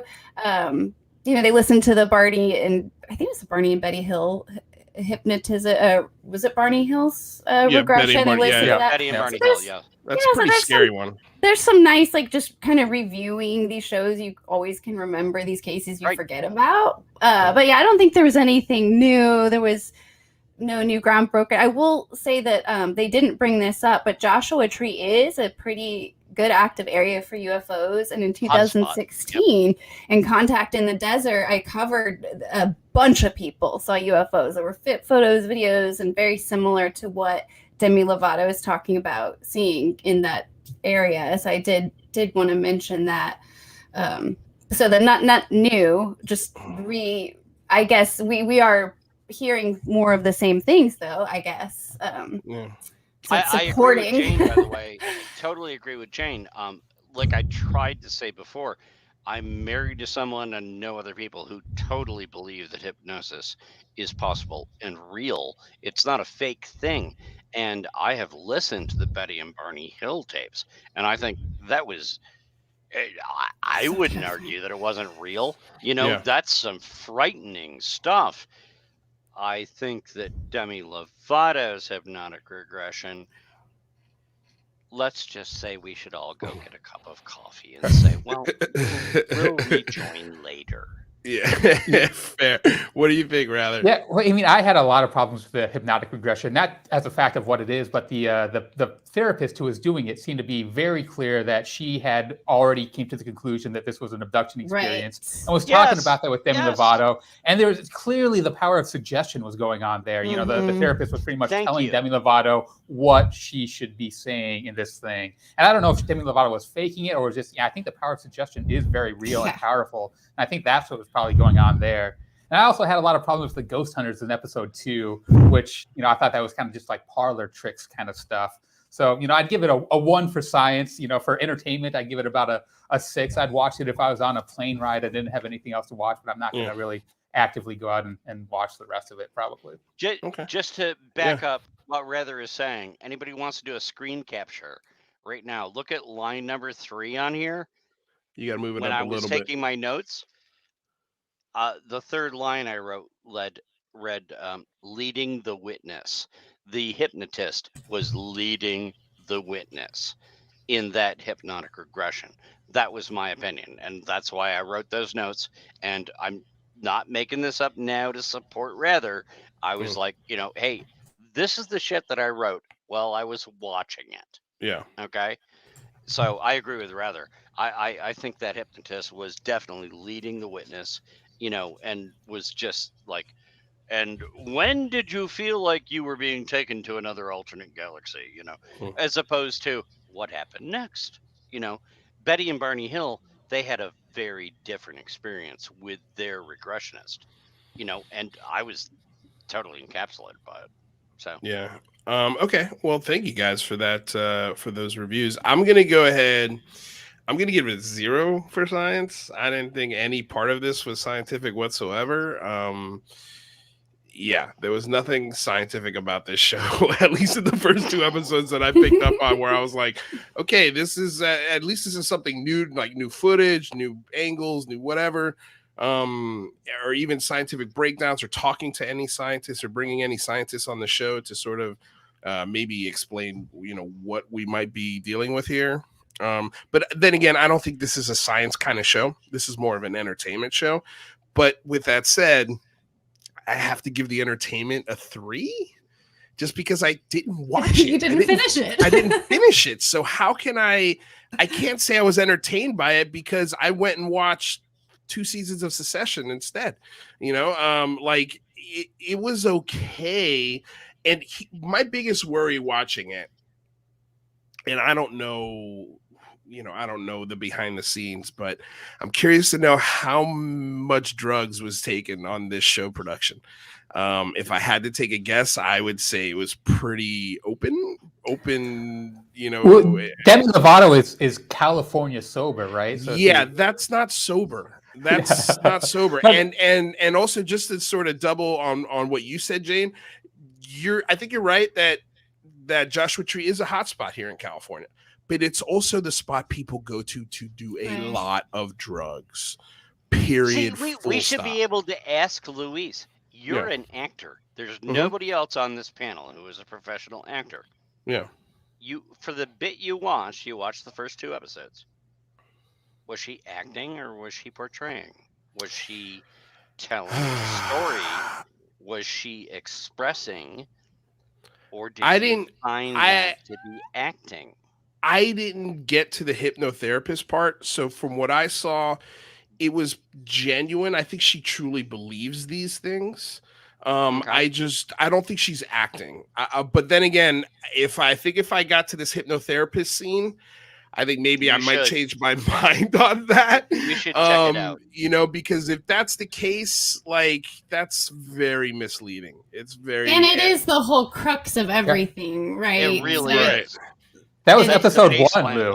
Was it episode 1? I mean, I don't even remember. Very entertaining for you, yeah. Yeah, like that's it was episode 1. I remember I was like, wow, they're already doing the hypnosis. I think that's probably 3. We were up to mermaids. So I think that's probably had to get why. to mermaids. Now here's the thing: I watched the first 2, and then a few days ago, I heard that Demi Lovato was trying to say that aliens shouldn't be labeled by gender.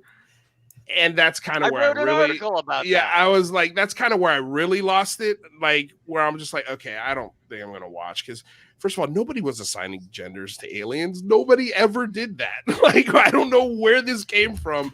And it was just like, do we really need to add this to the conversation? Well, it's interesting you say that in that it's not proven, guys. So please don't. But there's these Roswell confessions. I'm trying to find out if we can prove them more. I'm talking with the journalists who leaked them. But what's interesting is, according to this one maybe witness of the gray aliens, they were like, well, they weren't a he or a she, it was it. But then they kept referring to them as he. And even Demi Lovato referred to the Greys as he, but then corrected herself. So I do think it's an interesting like thought experiment. Sure. How we project, masculinity, onto the aliens, and what are they, and but yeah, it's distracting. It seems like a weird divisive thing, to throw in here. Yeah. It's just like, we already have enough division on everything. Why do we need to throw that in there? But also just the stories that I've heard of people being abducted. A lot of them don't have, like, they always say there's, small features with what seems like no sexual orientation whatsoever. So that's like a story. That's like a theme I've heard a lot throughout the years on this. So from that aspect, I guess, but if these things are AI, like, they might not even be human. They might not even be biological. They could just be computer programs. Right. Let's figure out the basic stuff first before we get to that. I'm sorry, I don't mean to interrupt you, but that's not priority 1. You know, are you some sort of intelligence, biological or, digital from another, horizon out there, and later on, I'll rebate your pronouns. I do think I've seen some stuff in the chat though, and I think because I wasn't sure either. I had read that she just didn't like the term alien. That's what I've heard too. The term was extraterrestrial, so I think that is actually what she is. So I don't know that it had to do with gender as much. So it's a little, which is even kind of a weirder thing to be upset about, because you wouldn't think advanced beings visiting us would necessarily care, what human term we use. I will say, though, I think that alien and extraterrestrial could both be the wrong term, right? Like these could be things that are more native to Earth than us. Because true. When you're doing research as a researcher and you look, I'm just going to be straightforward. When you look for content about aliens, it's all about immigration and things like that, right? No, and so we have entire like legal books. It right? could be dolphins. So if it's dolphins, then it's not aliens. It's not extraterrestrials. They have a very defined pair of genders. If it's dolphins, let's go with that. Yeah. All right, Jazz. Well, we got. I think we're good on the Demi Lovato review of the show. I think you brought the house down, Jazz. I think you did too. By the way, your pouty face was a huge winner in today's chat. Everybody absolutely loved it. There it goes again. That's so funny. Okay, so Jazz, before you get out of here and go, is that my pouty face? I asked if you had a term for it. Remember when we were doing the interview? That's my resting bitch face, really. I think I almost said that in the stream, and I was afraid. I'm glad you said Check it. Check this out, Jazz. G West with a $50 donation. Anniversary shot for Jazz. Hope you have a great night. All right, I'll do one shot for my anniversary. I was trying not to drink tonight, but all right, hang on, G West. I'll be right back. Probably do that off the air with your wife. If let's just do it. Let's do it right. Let's do it right.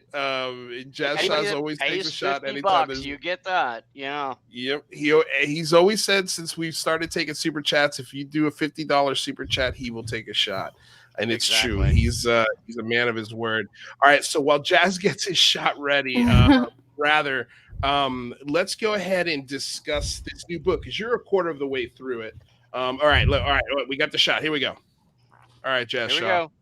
Happy anniversary, Jazz. For the show. Thank you for the wishes. Celebrating my anniversary. I was supposed to be drinking coffee, but here we go. Here we go.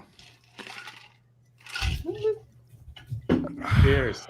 All right, Jazz. Before you get out of here, sir, I know you'll never tell anybody where to find your stuff. You always refer to us, but I'll go ahead and give you the floor. You can follow me on Twitter at Jazz Shaw. Awesome. You can follow this channel. I show up here all the time. Go ahead and support all of these channels. Celebrity Review, follow the Singularity Lab. By the way, follow Jane. Jane is awesome. Thank you. And Jane does tons of great stuff. And I just watched a really great interview recently with Rather Be Squidding with Alien Girl. And they talked about some really weird crap. So if you didn't see that, I've been wanting to see that. Go watch it. Yeah. So, it was a good episode. Support all these guys, and thank you for coming to the show. And I was happy to be here, and I will spend my anniversary anytime helping to advance what Luis is doing, what Michael is doing, what all these guys are doing, and UAP secrecy. That's what it's all about. So everybody keep focused on the prize. Awesome, my man. That's what I want to say. We love you, Jazz Shaw. Enjoy the rest of your evening. Happy anniversary. Send our love to George, and we'll see you soon. Thanks for having me, guys. Yes, sir. Thanks, Jazz. All right, guys. Jazz Shaw in the house. All right, so let's even this up here on the screens. Okay, so let's talk about this book, rather. We've got about, I'd say, a little more than 20 minutes to get into it. I'll bring it up on the screen here. And the name of the book is Skinwalkers at the Pentagon, an insider's account. Oh, wait, hold on a second. There we go. An insider's account of the secret government UFO program, and it's written by James Lacatski and Colm Keller, PhD, and George Knapp. I want to read a little bit of the book's description, if that's okay with you guys. So Skinwalkers at the Pentagon unmasked the massive scope of the Pentagon's landmark UFO study that ran from the Defense Intelligence Agency in Washington, D.C. The Advanced Aerospace Weapons System Applications Program, or AAWSAP, investigated the Tic Tac and other nuts and bolts UFO events, analyzed intrusions of UFOs onto U.S. military bases, as well as probed the plethora of bizarre phenomena that government investigators encountered on Skinwalker Ranch. Written by two program insiders and respected journalist, Skinwalker at the Pentagon comes to a conclusion that has never been before revealed. Encountering UFOs often led to the attachment of strange phenomena to military personnel who visited the ranch and brought something home to their families, resulting in frightening eruptions of paranormal events in their households that terrorized and sometimes injured their children. By the end of the 2-year program, more than 100 separate technical reports, some of which ran to hundreds of pages, were delivered to the Defense Intelligence Agency. Among them was a 149-page report to the on the Soviet Union and now Russian UAP investigation analysis capability. Another details the design and build of functional prototype for the autonomous unidentified aerial phenomena surveillance platform. So this book has been a very hot topic the last 48 hours. It came out of nowhere. Everybody's talking about it. I haven't had a chance to read it. I'm going to order this on paperback because I just like having physical books in my hand. But rather, I'm assuming you got the Kindle version. Yeah. Oh, by the way, I should probably. Well, I don't have a Kindle. It sucks, man. There's not a Kindle app, is there? Yeah, there is. I'm reading is it there? on my Okay. iPhone. Yeah. Okay, cool. So maybe because I got Amazon Prime and I could get this for free on maybe not. I don't know. You tell me if I should pay for it. Rather, you're a quarter of the way through. Yeah, no, I think it's a great book so far. What do you think's great about it? Lay it out for us.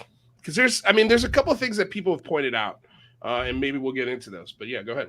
Yeah. So one of the authors, James Lacatski, is I guess the program manager of ASWAP, right? So it gives a lot of details that were kind of vague and unclear to me, and it's tells a lot about the origin stories to these programs, to essentially the modern UFO disclosure area. One of the most interesting things that I found was the whole confusion about AAWSAP versus ATIP. And hold on a second. Why do you keep calling it AAWSAP? Why don't you call it AAWSAP? AAWSAP. Okay, yeah. You might say ass. Yeah. I want to say WASP, but yeah. AAWSAP. AAWSAP. Yeah. AAWSAP. Okay. Thanks. Yeah. No problem. I'm just trying to help you. So it sounds like AAWSAP was the main program, and Harry Reid referred to it as ATIP, but that's just a misnomer. And then ATIP, once AAWSAP went away, ATIP was kind of the informal name of the informal group that was kind of continuing this stuff. Yeah. So with that context, I think makes sense. Even if you look at Susan Gough's the letter that Lue sent to Susan Gough, he talks about ATIP and being about confirming his involvement with ATIP. After reading this, it makes sense to me that the DoD doesn't have anything to concern about ATIP, because ATIP wasn't really a official real thing. It's all this AAWSAP. Right. So that kind of filled in a lot of those details to me. And then other than that, the stories in this book are pretty outlandish. It's pretty interesting. The AAWSAP, a lot of people are getting hung up on this AAWSAP ATIP thing, especially as to when it was changed or when it was considered something else. I don't care about that part. What I care about, I think the main story is, and I kind of took this take from Andy McGrillen over at the UFO podcast, and his take was, the bottom line here is, the story here is that we had a government program looking strictly at UFOs. Mm-hmm. Like, that's established. Like, again, we've established that, but in another form of writing. What were you going to say, rather? Well, this kind of puts a little bow on that too, because it is a complex issue. Like, I can understand where Susan Gough would say that it was not investigating UFOs, because the government programs, they do requests for proposal. They put out something that says, here's what we're looking for. Companies can then apply to that to say that, hey, yeah, I want that contract. And they put out a contract request for proposal for OSAP, and that request for proposal had nothing indicating it was for UFOs. So I could see Susan Gough saying, hey, this is the proposal, this is a stated mission, it doesn't have anything to do with UAP. But then you see, there's one person who applied to it. It was Bigelow, and it has their application to this RFP in the book, and that application is talking specifically, but talks about remote viewing. It talks about biological effects from UAP and like how we're going to handle those and how we're going to track them, and talks about all these different kind of fringe things. So if you look at the contract and the proposal that actually got accepted, then yeah, clearly it's about UAPs, and the program director is telling us that yeah, it's all about UAPs. But if you look at the official, request for proposal, then yeah, it's not for UAP. So I think that's where a lot of these disconnects and a lot of these kind of people getting upset with Susan Gough is kind of coming from. Mm-hmm. Artist Tony with a $10 super chat question, and this is news to me, so I don't know if you guys have anything to say on this, but he said, did you guys see David Hiss spill some beans to Sean at Citizen Witness or Witness Citizen to take down the live stream? What's up with that? So I guess he had an interview on Witness Citizen, and then Sean took the video down. Yeah, I can't confirm taking the video down. People were talking about that earlier in the live chat, saying that David Hiss sounded sane and rational during the meeting, but I didn't catch that or. Yeah, I didn't catch it either. I didn't know he was on, to be 100% honest with you. But if he took down the video, that's kind of weird. I wonder why. Could it be he's probably getting a bunch of shit for it? Because I know if he took it down, I know I've been getting a little bit of shit for it, but I can't control people. And neither can Sean. So, but I'm curious to know. I'll look into it, but I haven't heard anything about it. Jane, have you heard anything about that? No, I mean, I want to know what beans were spilled. I mean, that's my next question. Yeah, exactly. Drop those beans in the chat, because Carl Vibes in the house. What's up, Carl? And by the way, if you guys haven't checked out Carl Vibes' channel, go check it out. He had a really cool interview with NYUAP the other day, who released the Rubber Duck video, and that was an interesting conversation between them. So go check it out. He's doing some cool stuff over there. But he asks, will books like this bridge the gap between paranormal and extraterrestrial? I'm interviewing James Keenan tonight about Skinwalkers to ask. Rock on. I say yes, definitely yes. Yeah, there's a lot of paranormal weird stuff in this book. There's dog men. There, and this is kind of what's challenging for me too, is because they talk about in this book that the whole ASOP was pretty much started because a lot of these people who were involved, James Lacatski and etc., read George Knapp's Skinwalker book, which I read that and I thought, wow, this is insane, right? Like this is like I can't really believe any of this. And then you see that this spawned the ASOP, the ATIP, and the UAP task force and everything. And yeah, I mean, do you take it a little more seriously now? Yeah, well, so I had been taking like the Skinwalker stuff more seriously based on the UAP task force reports, and them, talking about all the observed UAP and only being able to identify one. So I was, kind of thinking that puts some legitimacy to the Skinwalker stuff. Yeah. But it's kind of like a big circle now, right? Like I think that's legitimate or I think Skinwalker's legitimate because of the UAP stuff, but the UAP stuff only existed because of the Skinwalker stuff. Like it's a really weird closed loop here. Do you think the hitchhike? I only saw like the summary, like bullet points of the book. Do you think that the hitchhikers are real? The idea of an entity attaching, like being contagious from like one person to another? It sounds like the people who are involved in this are convinced of it. Right. Yeah, that's one of these things. What are we talking about here? UFOs anymore? Yeah, it's fucking crazy. Werewolves? Yeah. Werewolves. Like, what are we talking about here? But I mean, look, we can understand why this is, we've had this conversation before on the show where a guy goes to a barbecue, who's a really smart guy, who has a really good foot into this topic, and everyone at the barbecue's like, "So, tell us the hot UAP news or UFO news," and he starts talking about, 14 different races and how we may have craft buried somewhere, and maybe they're archaeological finds, and everybody at the party's like, "Oh, wow, really? Okay, And then he says, "Well, and I also heard that these guys might be doing something called remote viewing, where they're astral projecting their brains into parts of the world and finding terrorists." And everybody at the party's like, "Get out of here. There's no way." They completely write it off.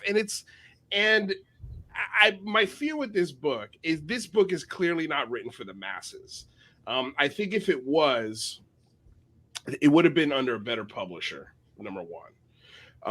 I know people are making fun of the cover of this book because it just looks like something that was kind of photoshopped together.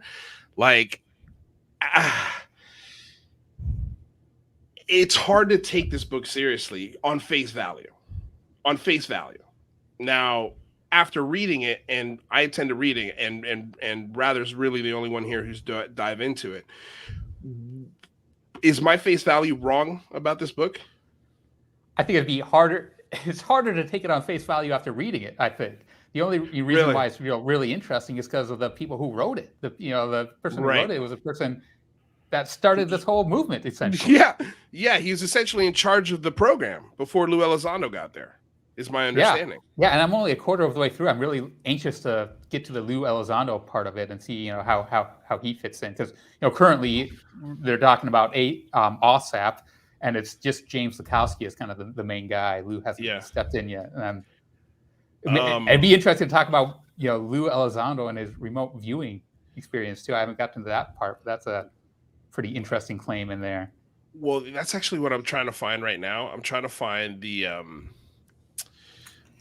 actual excerpt from the book. I'm trying to remember who posted it, because I'd like to read it to you guys, because it's essentially like they paint this picture of them at a restaurant and Lue Elizondo is regaling, these war stories, and he's eating a steak tartare. Like they really painted this picture. And Lue Elizondo talks about how on a mission he used remote viewing to help me here, rather. And his intuition. And his intuition, right? To sort of save the day is sort of what I pulled from it, and I'm dying to know. I know he just had an interview with Vinny. I'm not sure if it was pre-recorded or not, but I'm dying to know if anybody. I know as of right this second, as I'm filming this show, he hasn't publicly addressed that. I don't know if he will either, because this is going to be one of these things that if he starts talking about it, I think it muddies the waters, right? He's real careful not to get into that. I know. I heard.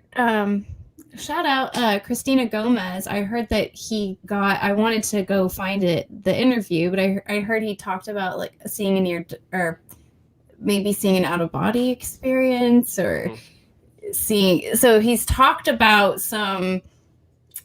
we're venturing into remote viewing psychic territory before.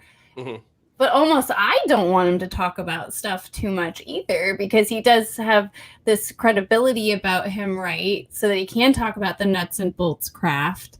Right. And so I think we all know where this is ending up, and it is going to end up in some woo-woo land, but it's like you can't rush there. We have to take our time to get there. So I'm sure it's hard for folks that are already there maybe, or have the evidence, or right. Like I think the remote viewing is one of the things I've been the most fascinated by, as a researcher myself. So I think there's a lot to it. Yeah, Tina just posted the link, so people. I don't know when she had that interview or when it was, because I think she's talked to Lue a few times, so people can maybe remember which interview where he talks about seeing. I think maybe I don't want to say it wrong, but I think he saw maybe his mother body leave when she passed, or something really intense like that, right? Where we're looking in out of body, near death, astral projection, right, territory. So that really goes lock in step with the psychic phenomenon, and it's just Yeah, but I guess hopefully, yeah, I'll try to. I'll ping her and find out which one it is because I want to watch it too. It's all that's good. what I heard. I saw that rumor. So okay, yeah, I'm just like scouring UFO. Okay, here it is. I found it. All right, so it's chapter 6. It's called The Dinner in Skinwalker Ranch Sequelae. Sure. At first I thought it was soliloquy, but it's not. Sequelae. Anyway, so it reads, as he, Lue Elizondo, enjoyed his steak tartare, Elizondo regaled those around him with war stories, including one hair-raising exploit about how his advanced intuition and remote viewing capabilities has saved his life and the life of the men while on a covert combat mission in war-torn Afghanistan. Lue was one of that rare breed, an astute, detail-oriented analyst with an open mind. And then it cuts off there. It's wild, man. It's wild. But this is not Lue Elizondo saying this, right? So that's where we have to really be clear. This Lue Elizondo never said this, but I'd love to get some clarification on that quote because now people are talking about him in a book, and so I think he kind of has to answer whether or not that quote is true, right?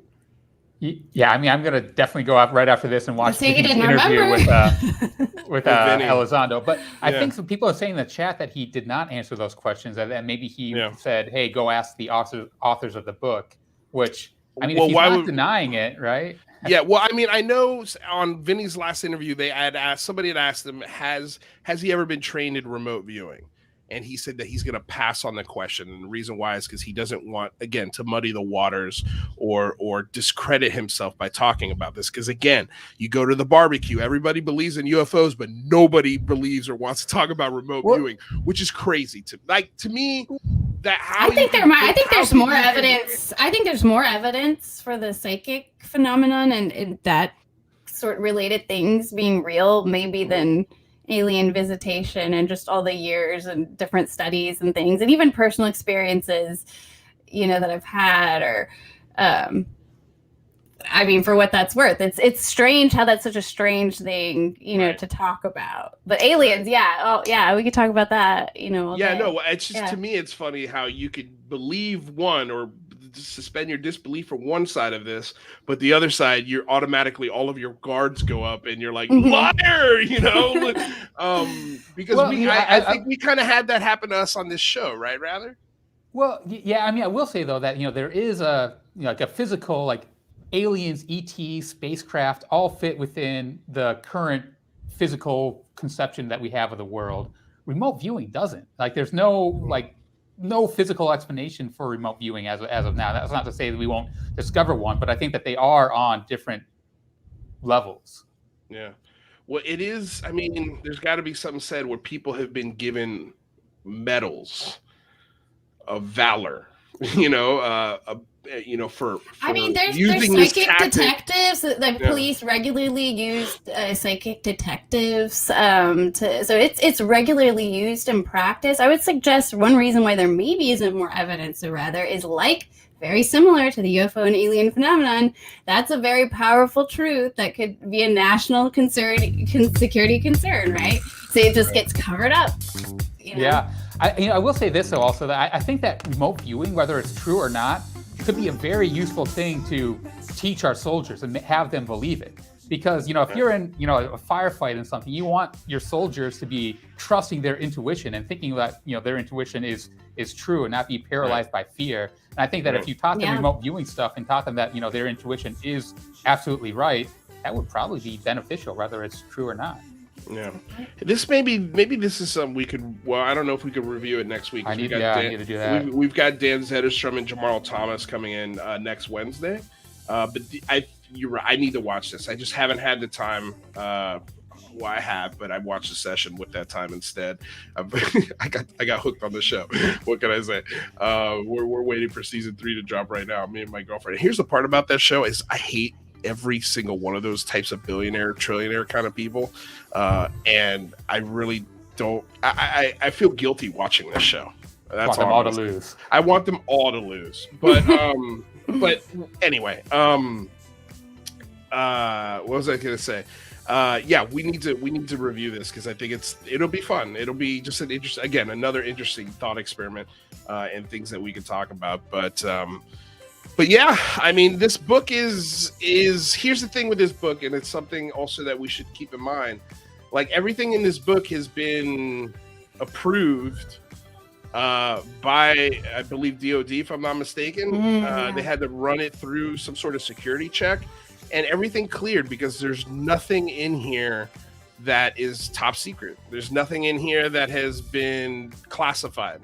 So you could read that both ways too. You could say that, that means it's all made up, or that it's all approved by them, right? Right. No, it could totally be read both ways. But if you're calling the government a liar, it's not a a salad buffet where you get to pick and choose. You either take the whole buffet or you don't. So anyway, it's a fun book. Let's just put it that way. But I think you either watch all of the Demi Lovato show or none of it, Luis. That's fair. That's totally fair. Totally fair. No, it's totally fair. Before, speaking of making fun of me, that's what I wanted to end on, and I thought this was just a hilarious comic. I just have to talk about it because I got a real kick out of this. It was posted by Joe, and this guy just makes the most cut to the bone comic strips that you can make, and he's in the audience, so I just wanted to give him some love. I thought this was. You're scared for me to read this? No, I'm scared from Joe. Oh, I know, he's terrible. He's so good. He is so good. So the first window here says, "Welcome to the unverified guest review. Your home for incredible assertions. I'm host Alex Martinez. Today's guest claims to be an ex-DoD contractor who saw real UFO and is working with forces within the government to bring us irrefutable proof that aliens are real and live among us." And then the second window says, "As always, these claims are totally unverified and of course unverifiable, but that won't stop us from platforming him or anything else that makes anyone else that makes outrageous claims. What fun can that be? Besides, this is ufology where everyone lines up to choke on a grifter's you know what? I'm trying to keep it clean. Stay on YouTube. and then he says, but before we bring out our guests, it looks like we have a $20 super chat from UFO Twat 49, who says, "Great job, guys. Glad you're finally bringing on more experiencers. The show was a little too credible for my taste. Thanks, UFO Twat. Same here." There is no hiding from UFO Twitter, man. Like, when they want to roast you, they will. And you can either get really offended by it and get all upset, or you could just laugh at yourself. And I thought this was hilarious. I thought all of his comics, I still think they're all hilarious. I hope you go follow this guy because he is hilarious. He's great. I mean, this looks like me. I mean, who else can that be? What's hilarious is this guy and his Lue Elizondo character almost look exactly the same. I think he's just swapping me for Lue Elizondo. There's another one in here where he's got one with Lue somewhere. Hold on, let me see if I can find him. Yeah, there's Lue. Right here, like, it's pretty much the same thing, just with a white goatee. But dude, I think his comedic skills outshine his artistic ones. But they're very fun comics. I think, but that's what makes the comic funny. Like, it's almost like a Bob's Burger kind of thing, where the art isn't quite great, but the writing is so good that you're like, okay, this works. And so his comics have a Bob's Burger kind of feel to it, or a Dr. Katz, if you want to go super old. Oh, wow. That's like one of my favorite animated shows is Dr. Katz. And so dude, that's a good company to be in. So hats off to you. If you guys want to go follow Joe, he's at A01744. So go check him out. Zofa with a $5 donation here. Let me add this back to the screen here. Oh, there we go. Zofa with $5 donation. CIA had two main theories to explain RV, remote viewing. One, universe is a hologram and atoms contain all information in the universe. Or two, there's a sentient God dimension. Or our brain time travels. I feel like there's so many theories.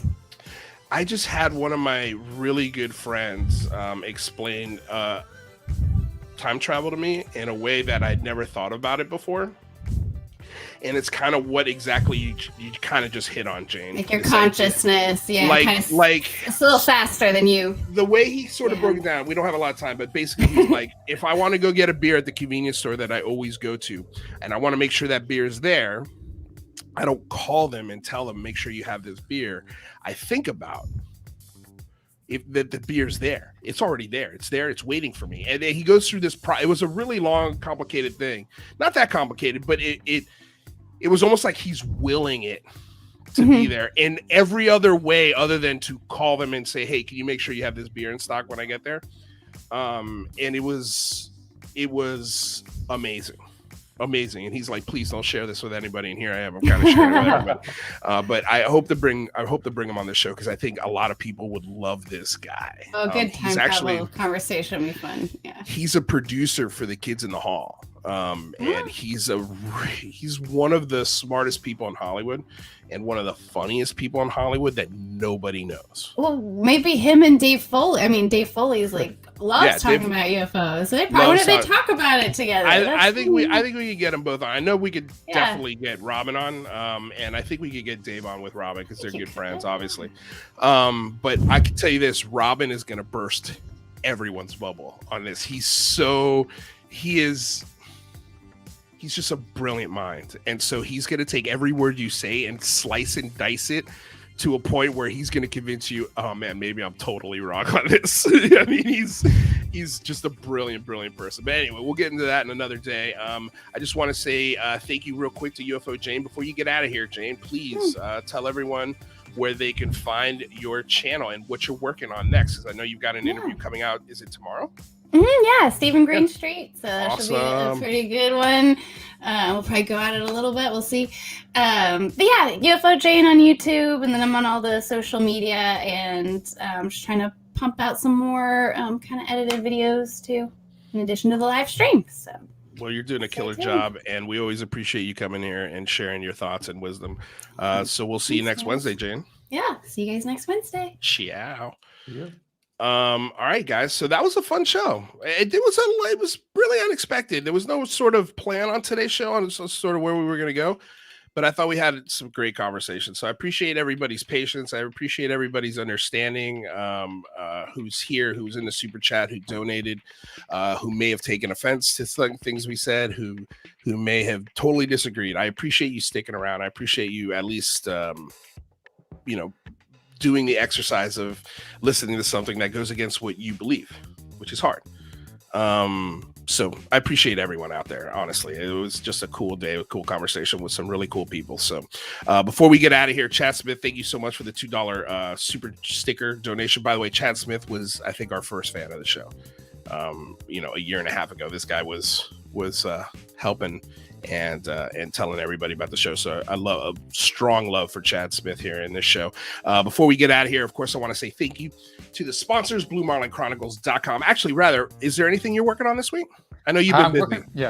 Working on finishing that book, and then I hope to get a video out in a week or so about something fun. Check me out at Rather Be Squitting. Subscribe if you haven't. There you go. His Rather's link is down below. Before we get out of here, I want to say thank you to the sponsor, BlueMarlinChronicles.com, purveyors of the world's finest fishing tackle since 1995. I want to say thank you to DOS Tapes. They provide all of the jams that you hear on the show. They've got a new album coming out soon. I promise you, when it does drop, we'll be playing it here. I'll be encouraging you guys to go check it out.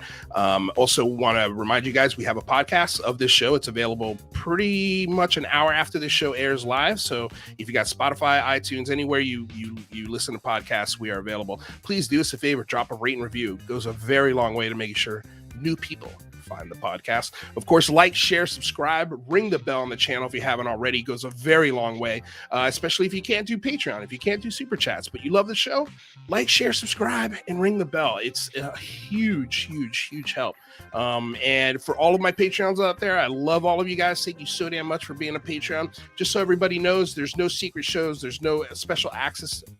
When you join our Patreon, you do it because you love the show, you love what we're doing here, and we love that you appreciate us. Again, we're public access Texas channel. We rely on donations from viewers like you. So we truly appreciate it. Thank you guys all so damn much for the amazing super chats today.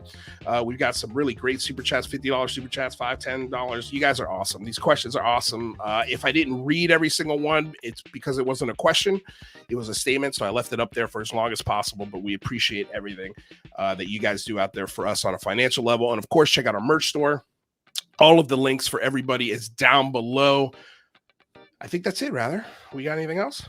I think you covered it. All right, my man. Well, until next week, you guys stay safe out there. Or not next week. No, tomorrow we've got, who do we got on Singularity Lab tomorrow?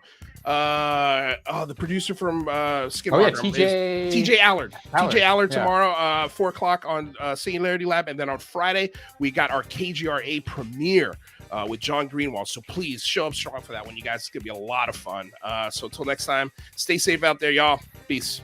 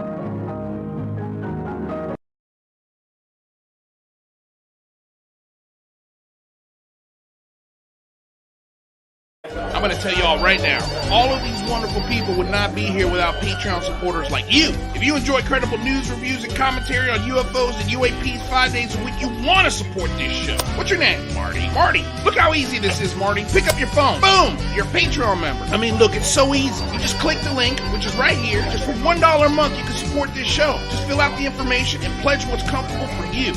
It could be $1, $5, $10, or who knows. Just support. I believe you're enjoying all this. Indeed, Captain. I've never seen him look so happy. Shut up. Shh. Shh.